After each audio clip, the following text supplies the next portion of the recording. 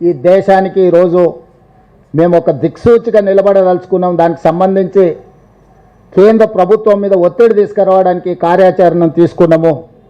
అందుకే ఈరోజు 30 రోజుల్లో హైకోర్టు ఆదేశాల మేరకు స్థానిక సంస్థల రిజర్వేషన్లను నిర్ణయించి 90 రోజుల్లో సెప్టెంబర్ 30 తారీఖు లోపల జిల్లా పరిషత్, ఎంపీటీసీ, సర్పంచుల యొక్క ఎన్నికలు నిర్వహించాలని తెలంగాణ రాష్ట్ర ప్రభుత్వం కృతనిశ్చయంతో ఉంది.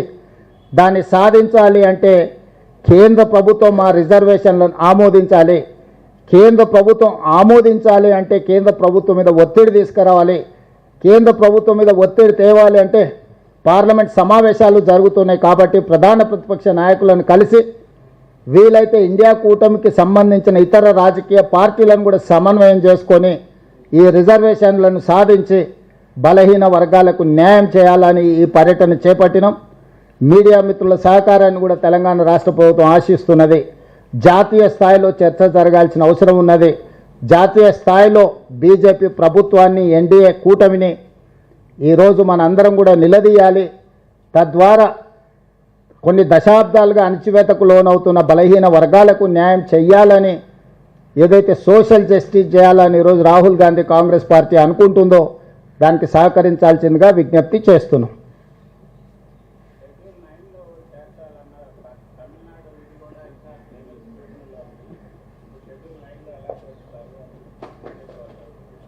బీజేపీ వాళ్ళు వితండవాదం చేస్తున్నారు.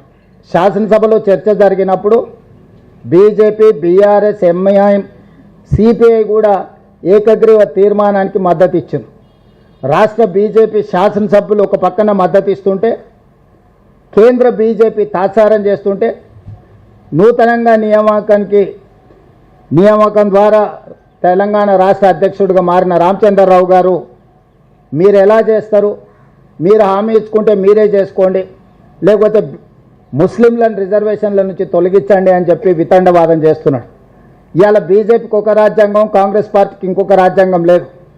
డాక్టర్ బాబాసాహెబ్ అంబేద్కర్ గారు ఇచ్చిన రాజ్యాంగం దేశ ప్రజలందరికీ ఒక్కటే. ఆ రాజ్యాంగానికి లోబడే ఈరోజు రిజర్వేషన్లు పెంచాలి అని అంటున్నాం. అదేవిధంగా భారతీయ జనతా పార్టీ తెలంగాణ రాష్ట్రానికి సంబంధించిన కిషన్ రెడ్డి నుంచి మొదలు పెడితే బండి సంజయ్ వరకు కేంద్ర మంత్రులుగా పనిచేస్తూ ముస్లిం రిజర్వేషన్లను మేము ఒప్పుకోము, తెలంగాణ రాష్ట్ర ప్రభుత్వం ముస్లింలను తొలగించే రిజర్వేషన్లను ప్రతిపాదిస్తే మేము మద్దతు ఇస్తామంటున్నాం అని అంటున్నారు. వాళ్ళు అసలు వాళ్ళ అవగాహన ఉండి మాట్లాడుతున్నారా, అవగాహన లేకుండా మాట్లాడుతున్నారా నాకు తెలీదు. కానీ నేను సూటిగా కిషన్ రెడ్డి గారిని, బండి సంజయ్ గారిని నేను ప్రశ్నిస్తున్నా. నరేంద్ర మోడీ గారు జన్మించిన రాష్ట్రం గుజరాత్, నరేంద్ర మోడీ గారు ప్రాతినిధ్యం వహిస్తున్న రాష్ట్రం మహారాష్ట్ర. భారతీయ జనతా పార్టీకి మూలాలలో ఉన్న సిద్ధాంతకర్తలైన ఆర్ఎస్ఎస్ కేంద్ర కార్యాలయం మహారాష్ట్రలో ఉంది. ఈరోజు గుజరాత్లో, ఉత్తరప్రదేశ్లో, మహారాష్ట్రలో 40-50 సంవత్సరాల నుంచి ముస్లిం రిజర్వేషన్లు అమలు జరుగుతున్నాయి. నిజంగానే మీరు ముస్లిం రిజర్వేషన్లను తొలగించాలి అని అంటే, తొలగించే ధైర్యం, చిత్తశుద్ధి మీకుంటే గుజరాత్, నరేంద్ర మోడీ పుట్టిన రాష్ట్రంలో ముస్లిం రిజర్వేషన్లు తొలగించండి.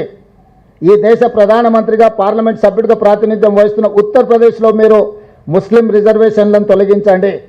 మీ ఆర్ఎస్ఎస్ కేంద్ర కార్యాలయం మహారాష్ట్రలో మీరు ముస్లిం రిజర్వేషన్లను తొలగించి అప్పుడు తెలంగాణ రాష్ట్ర ప్రభుత్వానికి మీరు సూచన చేయండి. మేము 3 రాష్ట్రాలలో రిజర్వేషన్లు తొలగించినాం, తెలంగాణ రాష్ట్రంలో కూడా తొలగించాలని చెప్పి వాళ్ళు మాట్లాడితే అర్థం ఉంటుంది. వితండవాదం చేయడం ద్వారా వాళ్ళు సాధించేదేం లేదు.